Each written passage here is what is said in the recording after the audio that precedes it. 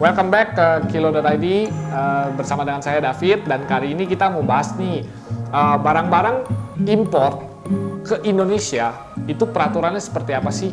Pasti kan di antara teman-teman banyak yang tidak tahu ya.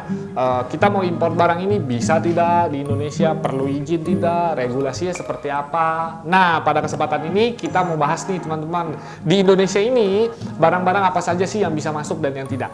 Oke, check it out.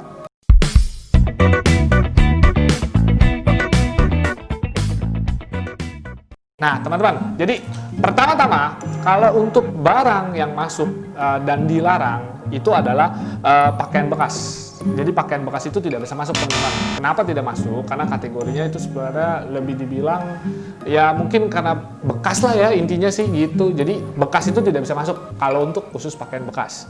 Nah, kemudian ada lagi produk percetakan. Contoh misalnya produk percetakan yang ada bahasa Indonesianya gitu. Itu juga untuk melindungi pasar sih biasanya.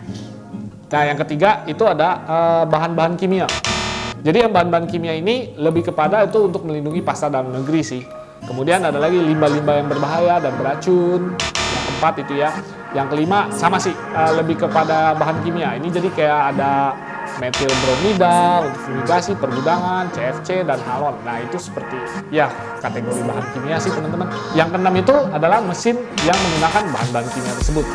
Nah, yang ketujuh itu adalah bahan-bahan yang mengandung garam gitu. Yang kedelapan, udang. Nah, kenapa udang tidak bisa masuk? Karena ini ada penyakit di udang yang vaksinnya di Indonesia belum ada sih. Poinnya adalah barang-barang yang dilarang di Indonesia itu adalah satu, barang-barang tentunya yang ilegal seperti narkoba dan segalanya. Kedua adalah barang-barang yang regulasinya adalah untuk melindungi produksi dalam negeri. Jadi seperti tadi yang saya sebut, ada yang bahan-bahan yang ada garamnya gitu. Nah, ini untuk melindungi produksi dalam negeri. Selain dari barang-barang yang dilarang untuk masuk ke Indonesia, ada juga kategori kedua, yaitu barang-barang yang ada pembatasan. Jadi boleh masuk teman-teman, tapi ada batasannya. Nah, barang-barang yang boleh masuk tapi ada pembatasannya, yaitu pertama adalah barang bekas yang sudah didaur ulang gitu. Kedua itu adalah beras. Yang ketiga ada gula. Yang keempat ada hewan dan produk hewan. Produk hewan mungkin lebih seperti olahan dagingnya seperti itu teman-teman. Nah, yang kelima ada hortikultura, itu seperti padi, jagung, ya tumbuhan seperti itu. Terus ada lagi produk hutanan, kayu. Kenapa sih? Karena ya Indonesia itu mengekspor kayu, gitu. Terus ada lagi ban.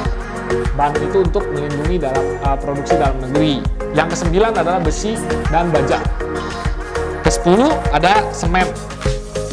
Nah, terus yang ke-11 ada bahan baku plastik.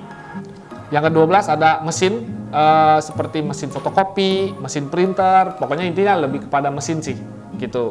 Yang ke-13 ada pupuk. Yang ke-14 ada pelumas. Yang ke-15 ada keramik. Yang ke-16 ada kaca lembaran gitu ya teman-teman. Terus ada garam, ada tekstil lebih kepada kain ya kan, atau yang sudah jadi gitu, bahan-bahan seperti baju ya kan. Terus ada juga batik ya kan, batik dan kain batik. Kemudian ada telepon seluler, handphone, komputer ya kan, sama tablet. Yang berikutnya ada minuman beralkohol dan barang-barang yang berbasis sistem pendingin ya seperti kulkas, AC. Juga ada bahan-bahan kimia yang boleh masuk, tetapi ada regulasi pembatasannya. Yang berikutnya ada mutiara dan intan kasar. Jadi intan yang baru lah gitu ya. Nah, jadi barang-barang yang dibatasi ini itu sebenarnya boleh masuk, tapi ada pembatasan. Seperti contoh misalkan barang-barang elektronik hanya boleh masuk 2 piece maksimum. Nah, tujuannya apa sih? Tujuannya adalah untuk melindungi pasar dan produk di Indonesia tentunya. Nah, untuk barang-barang yang bebas impor ke Indonesia itu adalah barang-barang yang tidak ada dalam regulasi pembatasan atau pelarangan. Apalagi jika barang-barang ini kebutuhannya sangat dibutuhkan di Indonesia. Gitu. Jadi itu pasti bebas impor. Oke. Semoga dengan info ini ini untuk teman-teman importir dapat informasi terbaru sebelum teman-teman melakukan impor, sehingga tidak terjadi yang namanya pemusnahan barang atau mungkin return barang. Sekian video saya hari ini, dan sampai bertemu lagi di info-info di video berikutnya.